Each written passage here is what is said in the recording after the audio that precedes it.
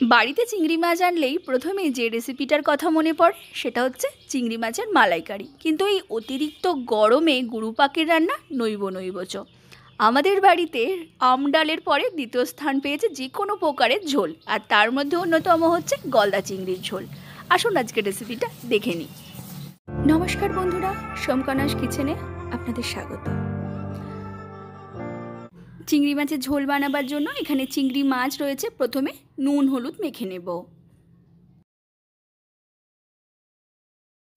চিংড়ি মাছের ঝোলটা আমরা আলু দিয়ে বানাবো, তার জন্য এখানে লম্বা লম্বা করে কেটে নিয়েছি আলু। এবার একটা বাটা মশলা বানিয়ে নেব। তার জন্য দিয়ে দেবো 1/2 ইঞ্চি আদা, 1 চামচ গোটা জিরে, 1 চামচ গোটা ধনে, 2টো কাঁচা লঙ্কা, অল্প জল দিয়ে একটা মিহি পেস্ট বানিয়ে নেব। ওভেনে কড়াই বসিয়ে দিয়েছি, দিয়ে দেবো 3 চামচ সর্ষের তেল। আর পুরো রান্নাটাই এই তেলটাতেই করব, এক্সট্রা করে আর কোনো রকম তেল দেব না। তো প্রথমে লাল করে আলুটা ভেজে নিতে হবে। আমাদের আলু ভাজা হয়ে গেছে, এবার ওই তেলেই চিংড়ি মাছগুলো ভেজে নেব। চিংড়ি মাছ বেশি ভাজার প্রয়োজন নেই, এপিট ওপিট করে হালকা করে ভেজে তুলে নেব। এবার এই তেলেই ফোড়নে দিয়ে দেবো শুকনো লঙ্কা আর গোটা জিরে, একটা টমেটো দিয়ে ভাজতে দেব। টমেটোটা যখন এরকম নরম হয়ে আসবে, প্রথমেই আমরা যে আদা জিরে ধনের পেস্টটা করে রেখেছিলাম ওটাই দিয়ে দেবো। একটু মিশিয়ে নেব।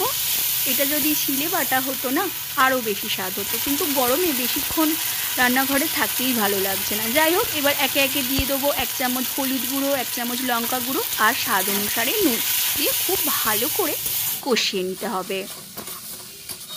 অল্প অল্প জলে ছিটিয়ে দিতে দিতে মশলাটা খুব ভালো করে কষিয়ে নিতে হবে। যখন এই রকম তেল বেরিয়ে যাবে তখন ভেজে রাখা আলুটা দিয়ে আবারও খুব ভালো করে কষিয়ে নিতে হবে।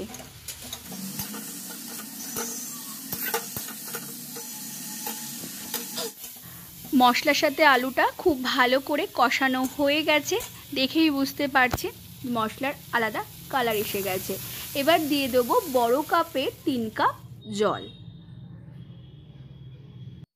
এবার দিয়ে দেবো 2টো কাঁচা লঙ্কা, আর প্রথমেই কষানোর সময় নুন দিয়েছিলাম সেটার কথা মাথায় রেখে দিয়ে দেবো পরিমাণ মতো নুন।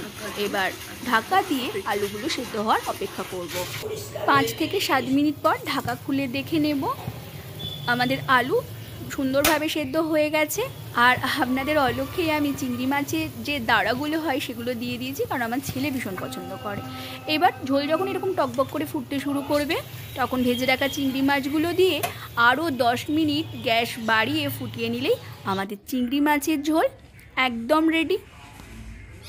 চিংড়ি মাছের ঝোল যখন ফুটছিল তখন দিয়েছিলাম অল্প ধনে পাতা, কিন্তু সেই ভিডিওটাই আমি খুঁজে পাচ্ছি না, তার জন্য দুঃখিত। আমার এই চিংড়ি মাছের ঝোলের রেসিপি আপনাদের কেমন লেগেছে অবশ্যই আমাকে কমেন্টের মাধ্যমে জানাবেন। আর এই গরমে অবশ্যই বাড়িতে একদিন বানান চিংড়ি মাছের ঝোল, এবং কেমন হয়েছে আমাকে অবশ্যই কমেন্টের মাধ্যমে জানাবেন। আমার এই রেসিপি যদি আপনাদের ভালো লেগে থাকে তাহলে অবশ্যই আমার চ্যানেলটি লাইক কমেন্ট সাবস্ক্রাইব করবেন। ফিরে আসছি পরের ভিডিওতে, ভালো থাকবেন, নমস্কার।